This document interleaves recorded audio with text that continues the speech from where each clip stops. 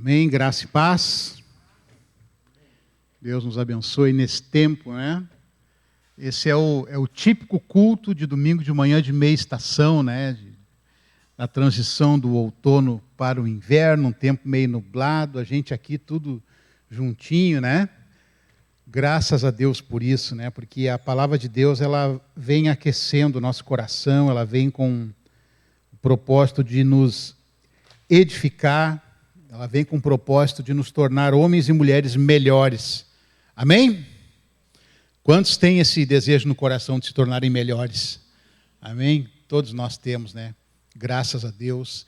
É a palavra de Deus, em última instância, que vem nos confrontar e que vem falar ao nosso coração.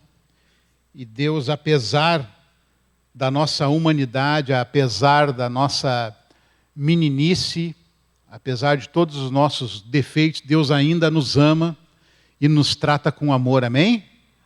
Glória a Deus. Então você, com certeza, nessa manhã, Deus tem algo especial já guardado para nós, guardado para a nossa vida, e é isso que nós buscamos. Aleluia. Nesse tempo agora, nesse mês de julho, é um intervalo antes do início da próxima turma da Escola de Servos, que iniciará em agosto. Então, nós temos aqui no domingo de manhã essa dinâmica, né, de ser um culto escola, um culto onde a gente vem aqui e aprende mais da palavra de Deus. Não que os outros cultos não sejam cultos também onde se ensina a palavra, mas domingo de manhã é um foco mais direcionado para a nossa edificação, né, nosso preparo para os estudos daquilo que a palavra de Deus nos ensina de uma maneira mais organizada, mais sistemática. Então, nesse mês, a gente vai estar trabalhando o livro de Tiago. Então, lhe aconselho durante a semana, se você quer ser mais edificado, que você leia o livro de Tiago. É um livro muito interessante, nós vamos estar vendo isso nesse mês. A princípio, seria o pastor Alberto hoje que estaria ministrando, mas como ele não tem condições aí físicas, né, devido a essa enfermidade aí momentânea, então nós estamos aqui. Mas você leia o livro de Tiago, medite sobre ele. Nós vamos falar sobre cada ponto desse livro. Hoje nós vamos tratar especificamente do capítulo 1, mas é um livro muito interessante da gente trabalhar. E também, né, eu creio que a gente tem um banner que a gente colocou também nos grupos da igreja sobre esse assunto, mas que você também possa convidar pessoas, né? Eu particularmente sou suspeito, porque eu gosto do culto domingo de manhã, porque não tem aquela muvuca toda, como se diz, né? Não é aquela coisa agitada. Domingo de manhã parece que vem assim somente quem quer mesmo ouvir a palavra de Deus. Isso aí é muito bom, né? Não que quem vem à noite não queira ouvir, não me entendam mal. Mas à noite tem muita mistura, né? Gente que vem para postar foto na rede social, outro vem para ver o amigo, outro nem sabe por que veio, mas domingo de manhã a chance é menor, né, de alguém vir aqui só para postar no Instagram, né? E a gente tem liberdade até de falar essas coisas sem ser linchado depois, né? Mas graças a Deus que nós estamos aqui. Queridos, vamos começar então lendo o capítulo 1 do livro de Tiago. Abra aí a sua Bíblia no livro de Tiago, fica depois de Hebreus. Livro de Tiago, no capítulo 1. Vamos ler, diz assim a palavra de Deus. Tiago, servo de Deus e do Senhor Jesus Cristo, às 12 tribos da dispersão, saudações. Meus irmãos, tende por motivo de grande alegria o passardes por provações, sabendo que a prova da vossa fé desenvolve a perseverança. Ora, a perseverança deve terminar a sua obra, para que sejais maduros e completos, não tendo falta de coisa alguma. Ora, se algum de vós tem falta de sabedoria, peça a Deus que a todos dá liberalmente e não censura, e lhe será dada. Peça, porém, com fé, não duvidando, porque aquele que duvida é semelhante à onda do mar, impelida e agitada pelo vento. Não pense tal homem que receberá do Senhor alguma coisa. Homem vacilante que é, inconstante em todos os seus caminhos. Glorie-se o irmão de condição humilde quando estiver em alta posição. O rico, porém, glorie-se na sua insignificância, porque ele passará como a flor da erva. Pois o sol sai com seu ardente calor e faz secar a erva, a sua flor cai e a sua formosura perece. Assim, murchará também o rico em seus caminhos. Bem-aventurado o homem que suporta a provação, porque depois de ser passado na prova, receberá a coroa da vida que o Senhor prometeu aos que o amam. Ninguém ao ser tentado diga, sou tentado por Deus. Pois Deus não pode ser tentado pelo mal, e ele a ninguém tenta. Cada um, porém, é tentado por sua própria cobiça, quando esta o atrai e seduz. Depois, havendo esse desejo concebido, dá à luz o pecado. E o pecado, sendo consumado, gera morte. Não vos enganeis, meus amados irmãos. Toda boa dádiva e todo dom perfeito é lá do alto, descendo dos Pai das luzes, em quem não há mudança e nem sombra de variação. Segundo a sua vontade, ele nos gerou pela palavra da verdade, para que fôssemos como os primeiros frutos do que ele criou. Sabei isso, meus amados irmãos. Todo homem seja pronto para ouvir, tardio para falar e tardio para se irar. Pois a ira do homem não opera a justiça de Deus. Pelo que, despojando-vos de toda a impureza e de todo o vestígio do mal, recebei com mansidão a palavra em vós implantada, a qual é poderosa para vos salvar.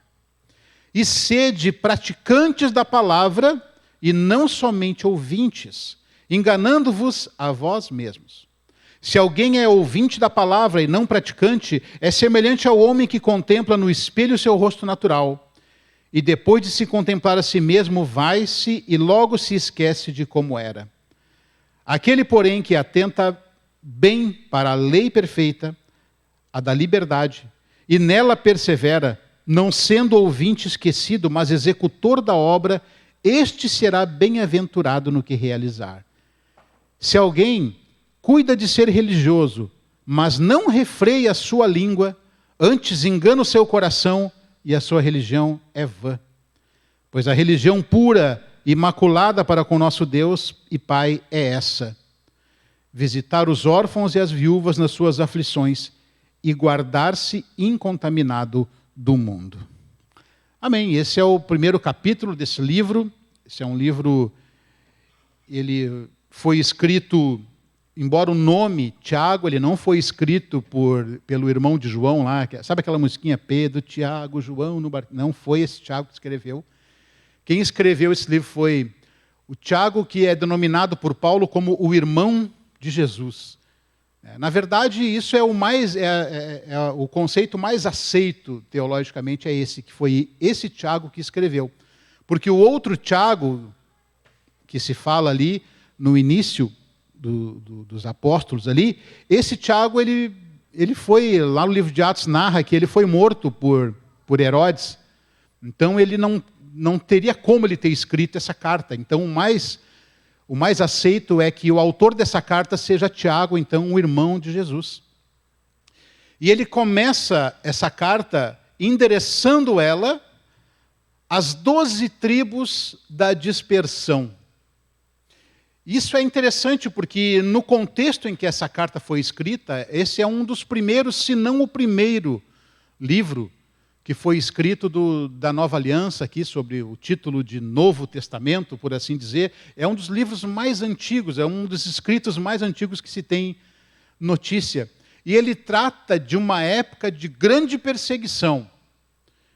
Por isso que ele fala as 12 tribos da dispersão. Isso é um modo dele dizer, porque nessa época já as tribos de Israel já tinham se misturado, já não havia mais aquela definição das tribos, né? Mas ele considerava, então, que nessa expressão que ele usa, as 12 tribos da dispersão, ou da diáspora, ou daqueles que foram espalhados, né, fora de Jerusalém, em toda aquela região ali, esse espalhamento, essa dispersão se deu por causa justamente da perseguição que começou sobre a igreja. Então, a perseguição veio, o Império Romano veio, apertou o cerco, e eles foram dispersos naquela região. Então, haviam ali muitos judeus convertidos, certamente haviam outras pessoas também, de outras nacionalidades, também convertidos.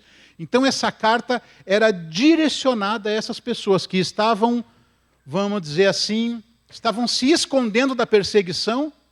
Imagina você num contexto de perseguição, num contexto em que você, né, é espalhado, mas ao mesmo tempo você tem que viver aquilo que é ensinado, aquilo que é colocado ali como palavra e como princípio de Deus.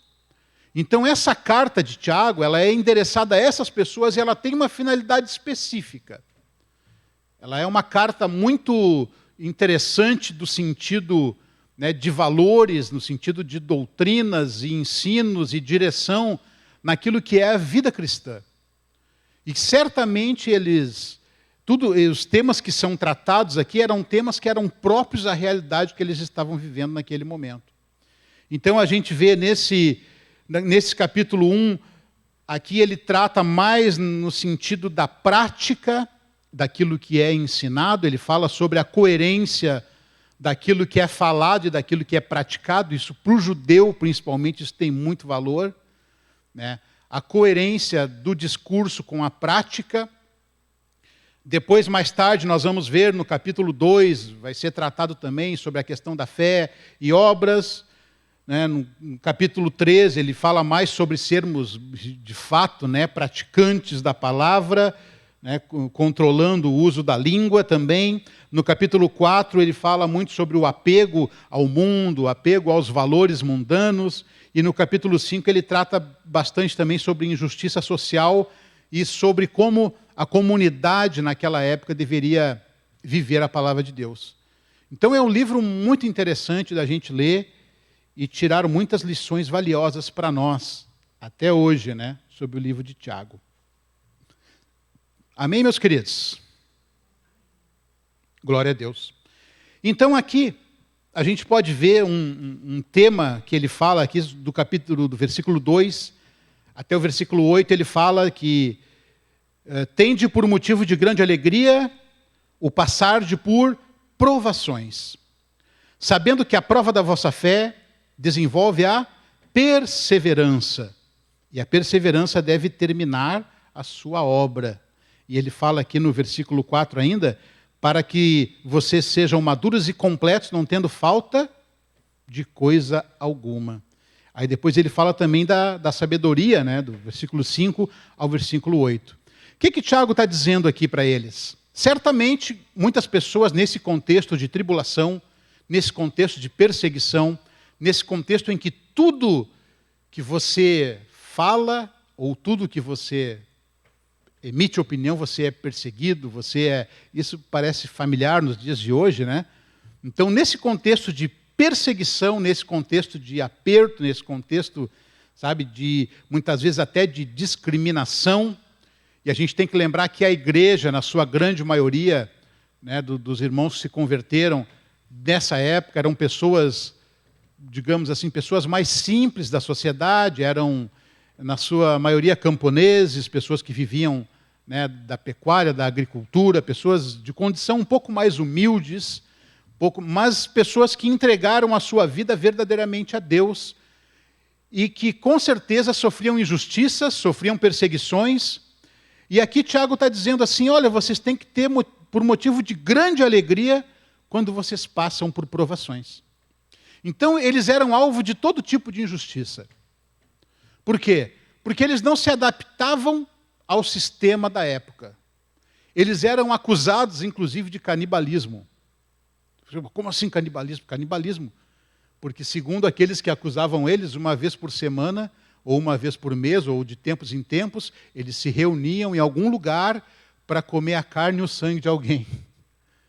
Então, eles eram acusados de canibalismo. Logicamente que isso era uma coisa infundada, né? Porque eles se reuniam para celebrar a ceia do Senhor. Né? Mas era todo tipo de inverdade, de acusação, porque eles eram acusados de serem descrentes, ou de serem ateus, ou de promoverem a desordem, porque eles não acreditavam na divindade do César.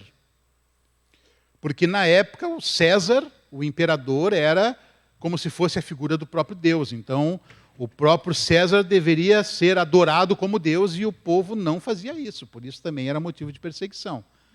E aí Tiago está dizendo, olha, vocês têm que ter por um motivo de grande alegria o passar por provações, por perseguições.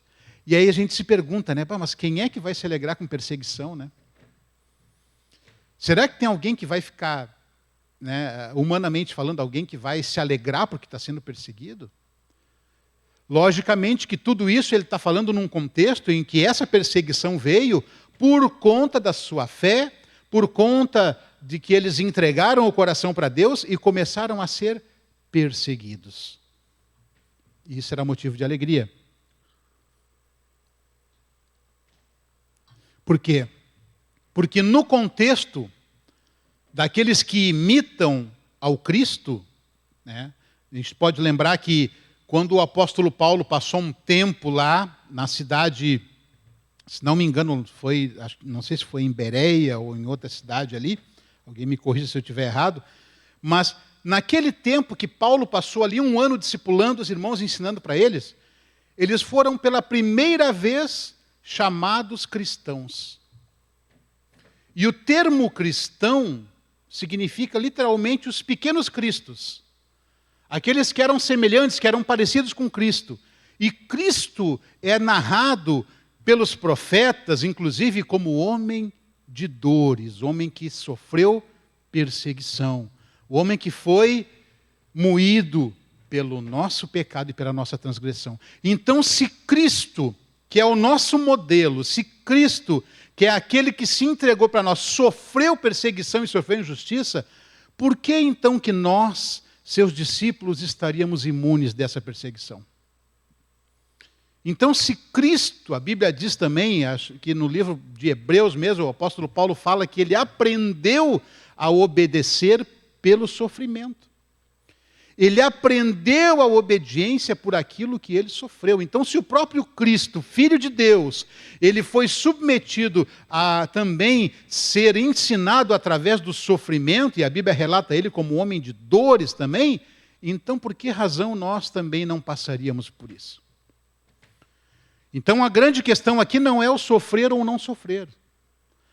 A grande questão aqui é que nós vamos passar por tribulações, vamos passar por provações e vamos passar tempos de dificuldade. Mas a grande questão que Tiago aborda aqui, nesse sentido, é de que essa dificuldade, essa provação, ela produz o quê? Perseverança. Então, nós aprendemos grandes lições quando passamos por provações. E quando essa provação, sabe, tem um ditado que diz assim, ó, o que não nos mata nos fortalece. Não é? Já ouviu isso? Se não mata, engorda. O que não te mata te fortalece. Por quê? Porque as grandes lições da vida são aprendidas com dificuldade. E quando a gente passa por uma dificuldade e a gente segue em frente, isso se chama perseverança. A perseverança é você passar pela dificuldade e seguir em frente mais forte do que estava antes. Mais forte do que era antes. Ou seja, você foi provado e você passou por aquela fase ali e você está numa fase acima. Mas no momento que você está passando pela dificuldade, às vezes a gente tem dificuldade, né, pela dificuldade com dificuldade, mas a gente tem uma grande, né, dificuldade de entender aquele momento. Mas depois que a gente passa por aquilo, a gente diz, puxa vida, aquilo ali me fez aprender uma grande lição. E tu sabe o que é interessante também? Essa palavra aqui, a aprovação, que ele diz, né, que ele fala sobre a perseverança deve terminar a sua obra para que sejais maduros e completos. Ele fala sobre a provação, essa palavra, passares por provação, essa prova a que Tiago se refere, esse termo prova, ele deriva de uma palavra grega que é dokimazo, essa palavra. E essa palavra traduz aquele processo o acrisolador, que o ourives fazia para purificar o ouro.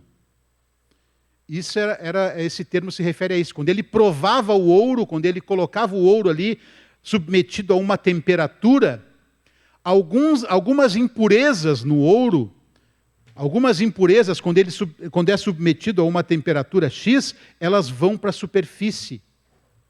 E aí a pessoa que vai purificar o ouro, ela tem a oportunidade de então retirar aquela impureza. E isso torna o ouro cada vez mais puro e mais refinado. Então a grande temperatura revela a impureza e essa impureza é retirada para que o ouro seja purificado. Então isso é o sentido da palavra passardes por provação. E a provação é isso. É quando a alta temperatura, sabe, você já sofreu uma alta temperatura? Isso é uma figura para a gente, não somente estar lá nas águas azuis de Pinhal, areias brancas e águas azuis, com um sol, né, de 40 graus, não é isso. Você está numa temperatura tão grande e as coisas estão de uma maneira, sabe, te colocando num estado em que você está a ponto da ebulição. E naquele momento da ebulição, naquele momento da dificuldade, a impureza vem para fora. A impureza vem para fora. E é nesse momento que a impureza vem para fora que Deus vem e retira e trata. Então é isso que ele se refere. Quando nós passamos por dificuldade e passamos por tribulação, é o momento que Deus nos ensina e a perseverança vem e ela completa a obra. E aí ele, logo depois que ele fala isso para esses irmãos, ele se refere aqui no versículo 5 sobre a sabedoria de Deus. Sabe que a sabedoria, ela é muito interessante. Existe uma diferença sobre inteligência e sabedoria. É uma diferença que às vezes a gente não se dá conta, mas é uma diferença que faz toda a diferença. Por quê? Porque a pessoa às vezes pode ser muito inteligente, pode ser muito instruído, pode ser muito versado, mas a sabedoria é algo que se adquire com a experiência. A sabedoria é algo que você somente pode adquirir através da provação. A sabedoria é algo que só vai ser comprovado mesmo na prática. Vou dar um exemplo para vocês. Quem é que já sabia tudo de trânsito quando tirou a carteira de habilitação? Bom, se você tirou a carteira de habilitação, você está habilitado, você sabe, né? Então você vai lá, faz a prova, você tem aulas teóricas, engatar marcha, diminui, dá seta, aprende ali a mexer na embreagem, no freio. E tem a prova prática e a prova teórica para você tirar a carteira de habilitação. Então você se submete a uma prova e você sai com a carteira, né? Alguns na terceira, na quarta tentativa, enfim. Você está habilitado.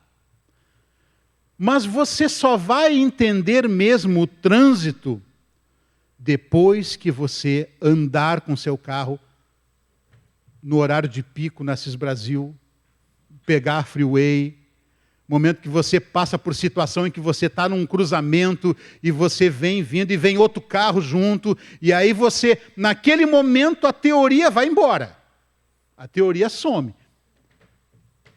Mas a partir de um tempo em que você está acostumado a andar, a dirigir o seu carro, aí você tem sabedoria.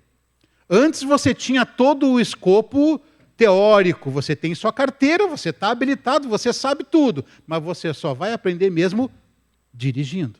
E se você só vai dirigir quando você, sabe, tem pessoas que têm medo de dirigir porque não é por causa do medo da prática. Mas a prática, quando você enfrenta esse medo, quando você sai lá e você acelera o carro e você, sabe, você começa a dominar melhor, até a troca de marchas acontece de uma maneira natural. Por quê? Porque ali você adquiriu sabedoria. Então, para você tirar a carteira, você é inteligente, mas para você dirigir, você tem que ter sabedoria. E isso se adquire com experiência. E como é que a gente vai adquirir experiência? é deixando o carro morrer apagado, é muitas vezes ficando ali, sabe, vai arranhando a marcha, daquele barulho. É assim que vai aprendendo. O Ricardinho está rindo aqui. Da marcha arranhando. É um barulho que dói na alma, né?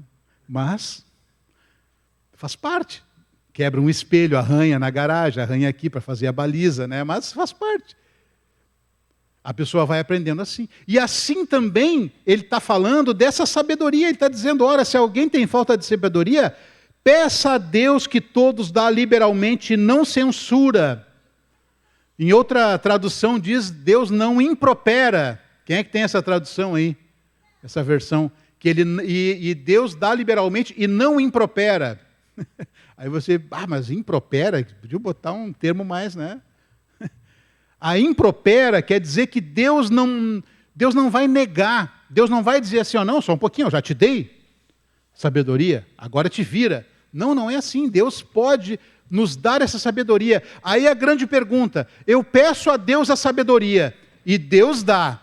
Mas como é que Deus dá? Deus envia um download e você fica sábio? Você baixa lá um programa, lá um aplicativo de sabedoria e fica sábio? Não. Qual é a forma que Deus dá a sabedoria? Através das provações, através das situações, através da prática. Ou seja, se eu sou uma pessoa impaciente, tá? Vamos dar um exemplo. Eu sou impaciente. Eu quero tudo para ontem, eu não gosto de ser contrariado em nada, eu quero saber que tudo está perfeito, porque eu sou impaciente, ou seja, eu sou perfeccionista. Como é que Deus vai tratar isso na minha vida? Deus vai colocar uma pessoa que vai provar a sua paciência.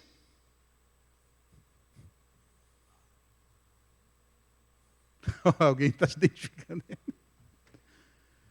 Mas isso é Deus.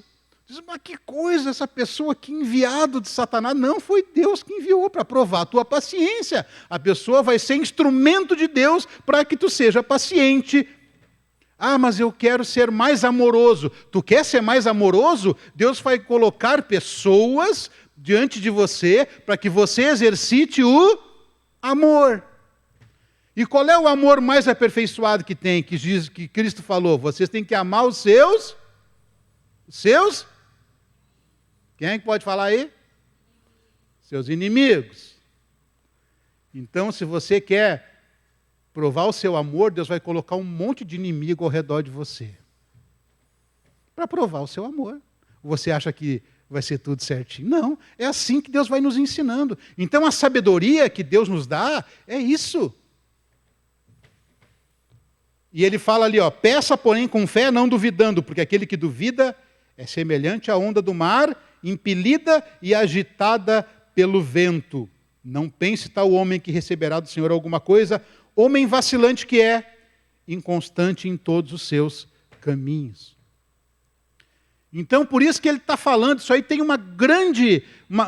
grande link do discurso com a prática, sabe? Da retórica com a praxis, é aquela coisa mais na prática mesmo. Ou seja, se a gente acha que tudo vai ser lindo e maravilhoso, a gente é comparado a uma onda que vai onde o vento manda, ou seja, você vai vivendo assim e não vai entendendo as coisas. Se você não entende isso da perspectiva de que Deus está te ensinando, aí vai ser que nem a onda. Vai lá e acabou, e vem outra de novo, e acabou. É o vento, sabe? Ou seja, é uma coisa vacilante, é uma coisa inconstante, é uma coisa que... Qual é a grande característica de uma onda? Uma hora ela está lá em cima, outra hora ela cai na areia. Então é aquele tipo de pessoa que na primeira dificuldade zera o cronômetro. A pessoa está bem com Deus, a pessoa está fervorosa, está beleza. Daqui a pouco alguém pisou no calo, pronto. Retrocedeu tudo. Voltou a zerar o cronômetro. Isso é uma pessoa inconstante, uma pessoa que a sua fé está baseada naquilo que ela está vivendo. Se está tudo bem, sua fé está bem. Se está tudo mal, sua fé está mal. E não é assim, gente. Nós temos que termos sabedoria perseverança para entender que mesmo no momento de dificuldade e mesmo no momento difícil, a nossa fé vai ser provada. Nós cantávamos até um tempo atrás um cântico que falava, né, que cada vez que a minha fé é provada, tu me dás a chance de crescer um pouco mais. As montanhas e vales e desertos e mares, eles vêm para me deixar mais perto de ti. Minhas provações não são maiores que o meu Deus, e não vão me impedir de caminhar. E se diante de mim não se abrir o mar, Deus vai me fazer andar por sobre as águas. Ou seja, é isso, é disso que se trata. Não é sobre não ter provações e não é sobre não ter sofrimento, mas é a maneira como nós vamos encarar. Mas é a maneira como nós vamos perseverar sobre isso. Amém? Amém? Glória a Deus. E aí então, já seguindo nisso, o tempo vai passando, né? Meu Deus, vai passando o tempo. A partir do versículo 9 parece que ele já entra em outro aspecto ali, em outro assunto, sobre ainda no mesmo tema, sobre vida cristã, sobre vida com Deus. Ele fala assim, ó: glorie-se o irmão de condição humilde quando estiver em alta posição, pois o sol cai com seu ardente calor e faz secar a erva. Aliás, pulei um versículo aqui, diz: o rico, porém, glorie-se na sua insignificância, porque ele passará como a flor da erva, pois o sol sai com seu ardente calor e faz secar a erva, e a flor cai, e a sua formosura perece. Assim murchará também o rico em seus caminhos. Aqui, Tiago não está dizendo que é ruim a pessoa ter dinheiro, ter posses, ter condições. Não é isso. Ah, então quer dizer que se eu sou rico eu vou murchar, vou perecer, se eu sou rico eu estou perdido. Não. Ele está dizendo aqui que não é a sua condição financeira que vai determinar a sua fé em Deus. Ele está dizendo que o irmão de condição humilde glorie-se quando estiver na sua posição. E que o rico não tenha, sabe, tipo, eu sou rico, então eu sou melhor, eu sou maior, eu sou... Não, não é isso. Aqui ele está dizendo que a nossa condição financeira não vai refletir a nossa condição espiritual. Você pode ser pobre, mas pode ser íntegro. Pode ser humilde, mas pode ser uma pessoa de fé, uma pessoa perseverante, uma pessoa que entendeu o propósito de Deus. E você pode ser rico e pode ser miserável. Como uma certa igreja que é narrada em Apocalipse, que se achava rica, que se achava dona de tudo, mas não sabes que és pobre, miserável, cego e nu. Ou seja, não é isso que vai definir. Não quer dizer que você não tenha que prosperar, não quer dizer que você não tenha que ter coisas que Deus nos concede, nada disso. Mas o nosso coração não está nisso.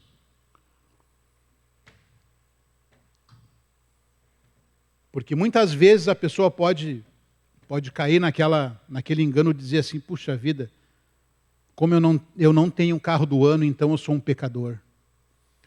Puxa vida, como eu não tenho casa própria, então Deus não me ama. Puxa vida, como então eu perdi meu emprego, então eu devo estar condenado. Não, nada disso, queridos. Nada a ver uma coisa com a outra. Mas vamos seguindo, que a partir do versículo 12, ele fala sobre bem-aventurado o homem que suporta a provação, porque depois de ter passado a prova, receberá a coroa da vida que o Senhor prometeu aos que o amam. E ninguém ao ser tentado diga, sou tentado por Deus. Pois Deus não pode ser tentado pelo mal, e Ele a ninguém tenta. Cada um, porém, é tentado por sua própria cobiça, quando esta o atrai e seduz. E depois, havendo esse desejo concebido da luz do pecado, e o pecado, sendo gerado, consumado, gera a morte. Aqui ele está falando sobre cobiça, está falando sobre a concupiscência, e ele está dizendo, ele está fazendo um paralelo entre provação e tentação. Provação e tentação são duas coisas distintas. A provação é uma situação, como nós falamos, que vai nos fazer crescer e vai nos fazer entender, através da perseverança, o propósito de Deus. Mas a tentação, ele já entra num aspecto mais subjetivo do coração humano, que são as inclinações humanas para o pecado, O homem natural, e todas as pessoas têm essa inclinação para o pecado. E aqui Tiago está dizendo assim, que Deus não tenta a ninguém. O que ele está dizendo? Não é Deus que colocou a tentação aí. Porque a tentação ela é gerada no coração. É gerada na cobiça. É gerada em algum sentimento humano desenfreado que foi atingido diretamente pelo pecado. A condição humana é ser, não acho o termo correto, mas é ser cobiciosa, cobicenta, sei lá. Alguém pode me ajudar nesse termo. Mas a natureza humana é ter inveja, a natureza humana é desejar para si aquilo que não é seu. A natureza humana é ver, de repente está passeando na rua e vê um iPhone 14 caído. Provisão de Deus. Isso é natureza humana. Mas não é. Isso é apropriação indébita. A natureza humana, ela cobiça. E ele está dizendo aqui, no versículo 14, cada um, porém, é tentado por sua própria cobiça, quando essa o atrai e o seduz. É uma sedução, é uma atração. Sabe aquela cobiça, aquela sedução, quando a serpente diz assim, olha aqui, essa fruta tão deliciosa, tão desejável, que mal tem? E aí, através da cobiça, através daquilo que está no coração, na natureza humana, o homem cai. Depois, havendo esse desejo concebido, dá à luz o pecado. Ou seja, quando você sai do aspecto do desejo para a prática, você consuma o pecado. E esse pecado sendo consumado gera o quê? A morte. Gera a separação de Deus, a morte espiritual. E aí ele está falando a partir do versículo 16, ele está dizendo, não vos enganeis, meus amados irmãos, toda boa dádiva e todo dom perfeito é lá do alto, descendo do Pai das luzes, que não há mudança nem sombra de variação. Segundo a sua vontade, ele nos gerou pela palavra da verdade, para que fôssemos como os primeiros frutos do que ele criou. Aqui ele está falando já de uma natureza que entende que toda boa dádiva, aqui ele já vai colocando por terra a questão da cobiça, porque tudo aquilo que é cobiçado, tudo aquilo que tu sabe que não é para ti, não é boa dádiva. Toda boa dádiva vem do alto, vem de Deus. Mas aquilo que não vem de Deus, não é bom. Então aquilo que eu sei que é de Deus para mim, é uma boa dádiva. Aquilo que não é, não é. E Deus nos gerou com essa capacidade. Deus nos gerou para discernir o que é bom e o que não é bom. E nós sabemos exatamente. Toda a criança, quando ela começa, a querer dizer que não fui eu que furei aquele pacote de bolacha, foi o gato. A criança sabe que ela está tentando te enganar. E às vezes tu olha e diz, ai, que fofinha, né? Está querendo botar a culpa no gato. Mas é uma natureza humana pecaminosa. Então a gente sabe que aquilo ali não é... Estamos espiritualizando ao máximo, né? Porque a criança ela tem um processo de aprendizado que é através da educação, através da correção, através da disciplina, que nós também fazemos parte como filhos de Deus. Mas aquilo ali reflete muitas vezes a nossa vida adulta. Querendo enganar a Deus, dizendo, não, Senhor, não fui eu, foi a mulher que tu colocou aqui. Mas passamos por isso, né? E vamos crescendo em nome de Jesus, amém? Bom, aí ele começa a falar sobre, aqui ele fala sobre conceitos, né? Sobre como lidar com o sofrimento, com a provação, com a tentação. E aí, a partir do versículo 19, ele começa a falar sobre a questão da prática da palavra de Deus. Ele fala no versículo 19 que esteja pronto para ouvir, tardio para falar e tardio para se irar, porque na ira do homem não opera a justiça de Deus. Pastor Gessé falava uma coisa muito interessante. quando os ânimos estão exaltados, não se toma decisão. A pessoa, naquele momento de dificuldade, de fúria, de ira, ela toma as piores decisões.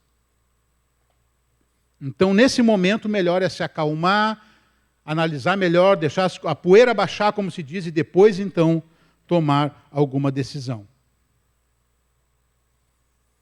E ele fala, no versículo 21, despojando-vos de toda a impureza e todo vestígio do mal, recebei com mansidão a palavra em vós implantada, a qual é poderosa para vos salvar, e sede praticantes da palavra e não somente ouvintes, enganando-vos a vós mesmos. Se alguém é ouvinte da palavra e não praticante, é semelhante ao homem que contempla no espelho o seu rosto natural, e depois de contemplar a si mesmo, vai-se e logo se esquece de como era. Aquele, porém, que atenta bem para a lei perfeita, a da liberdade, e nela persevera, não sendo ouvinte esquecido, mas executor da obra, esse será bem-aventurado no que realizar. Isso é muito interessante, sabe por quê? Porque para o judeu, para um israelita, e principalmente para aqueles que são mais cumpridores da Torá, da lei, daquilo que é a cultura hebraica, o discurso fala muito mais alto do que a palavra. Então, o povo judeu foi ensinado a olhar muito mais a prática do que o discurso. Porque a pessoa pode, e a gente às vezes já conhece, né? Principalmente quem trabalha com prestação de serviço, quem trabalha com... Né? Contar uma experiência para vocês assim, tinha uma empresa, isso há muito tempo atrás, uma empresa de reparos automotivos, enfim, que quando eu tinha que indicar um cliente para ir lá para fazer um serviço, e quando eu fui lá conhecer a empresa, que eu não conhecia, foi a melhor propaganda possível, né? Não, aqui nós executamos no prazo, aqui o serviço é de qualidade, as peças são originais aqui, tudo de bom, tipo, tem cafezinho, tem tudo, tem... Mas uma maravilha. Digo, não, então vou mandar para cá o carro do meu cliente, né? Por quê? Porque eu acreditei no discurso. Aí o primeiro ponto que eles falaram, nós cumprimos o prazo. Digo, tá bom, um serviço assim, assim, assim, qual é o prazo? 10 dias. Demorou 40. As peças são originais. A peça era de segunda linha. O serviço é de alta qualidade. A pintura ficou escorrida no carro do cliente. E aí eu pergunto para vocês, depois de analisar o discurso e depois de ver a prática, o que falou mais alto? O discurso ou a prática? A prática, né? Então, para Deus, com Deus, na nossa vida, também é assim. Muitas vezes nós temos um discurso, mas o que vai valer mesmo é a prática. Senhor, eu te amo.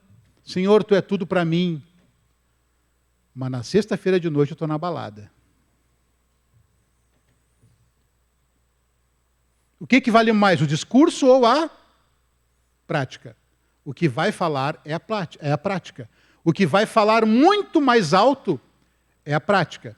Por isso que ele está dizendo, vocês não têm que ser somente ouvintes, mas praticantes da palavra. Praticantes. Então, se a palavra fala que eu tenho que agir com mansidão, que o fruto do Espírito é o domínio próprio, mas daí eu chego em casa e quebro tudo, o que vai valer é a prática. E não aquilo que eu falo da boca. Mas é a prática que está valendo. E aí ele termina o capítulo 1 dizendo assim, falando sobre a questão... Aí ele está falando sobre uma outra questão, tá?